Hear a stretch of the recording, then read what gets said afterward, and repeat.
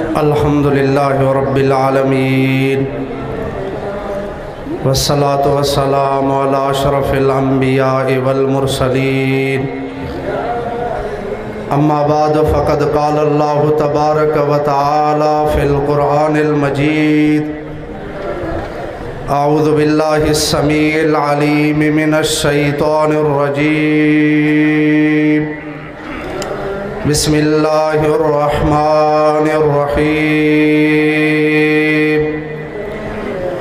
محمد رسول اللہ والذین معہ اشداء علی الکفار رحماء بینہم تراہم رکعا سجدا یبتغون فضلا من اللہ ورضوانا قال النبی صلی اللہ علیہ وسلم اذا رأیتم الذین یسبون اصحابی فقولوا لعنت اللہ علی شرکم صدق اللہ مولانا العظیم وبلغنا رسولہ النبی الصادق الامین ونحن علی ذلک لمن الشاہدین والشاکرین والحمد للہ رب العالمین۔ سب ساتھی بلند آواز کے ساتھ صلاۃ شریف پڑھیں۔ اللہم صلی علی سیدنا و مولانا محمد وعلی آل محمد کما صلیت علی ابراہیم وعلی آل ابراہیم انکا حمید مجید۔ اللہم بارک علی محمد وعلی آل محمد کما بارکت علی ابراہیم وعلی آل ابراہیم انکا حمید مجید۔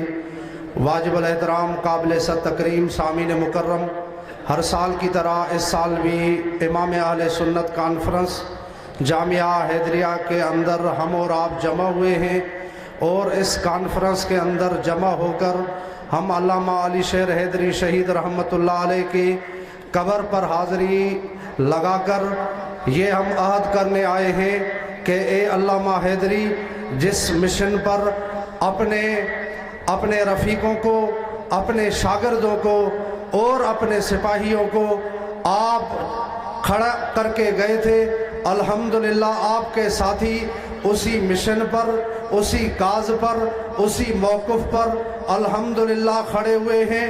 ہم عہد کر رہے ہیں، ہم نے عظمت صحابہ نہ کل چھوڑی تھی، نہ آج چھوڑی ہے، نہ انشاءاللہ قیامت تک چھوڑیں گے۔ اور دفاع صحابہ کا عنوان ہم نے نہ علامہ حق نواز جھنگوی شہید رحمت اللہ علیہ کی وجہ سے نہیں اپنایا، علامہ ضیاء الرحمن فاروقی کی وجہ سے نہیں اپنایا، بلکہ دفاع صحابہ کا عنوان تو اللہ رب العالمین نے قرآن مقدس کے اندر ہمارے حوالے کر دیا۔ اللہ نے فرمایا ان اللہ یدافع عن الذین آمنوا ان اللہ لا يحب کل خوان کفور۔ اللہ نے بیان فرما دیا، تحقیق اللہ دفاع کرتا ہے ایمان والوں کا، اس وجہ سے کہہ دیا کہ صحابہ کا دفاع حق نواز کی وجہ سے نہیں کیا جا رہا، صحابہ کا دفاع ضیاء الرحمن فاروقی شہید کی وجہ سے نہیں کیا جا رہا، صحابہ کا دفاع اعظم طارق شہید کی وجہ سے نہیں کیا جا رہا۔ ہاں اس جماعت کا کام نہیں ہے، بلکہ علامہ حق نواز نے دفاع صحابہ کا کاز، موقف اور مشن اس امت کے حوالے کیا۔ کیوں کہ علامہ حق نواز نے اس آیت کو پڑھا تھا۔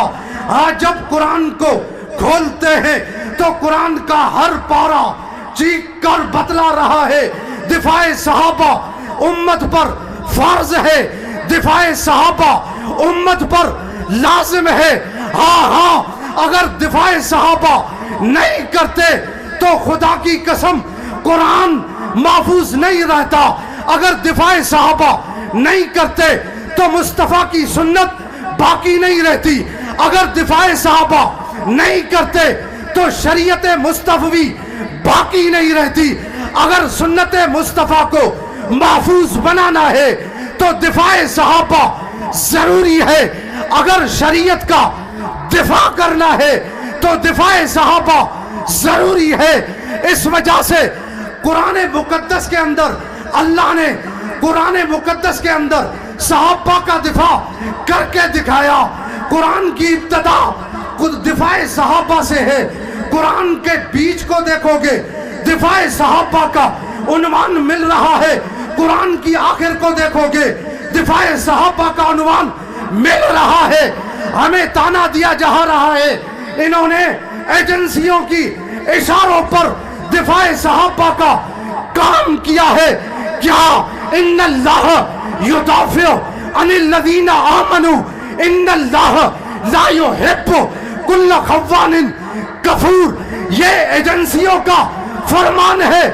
اللہ نے فرمایا اولئک هم المفلحون، میرے محبوب کے صحابہ کامیاب ہیں۔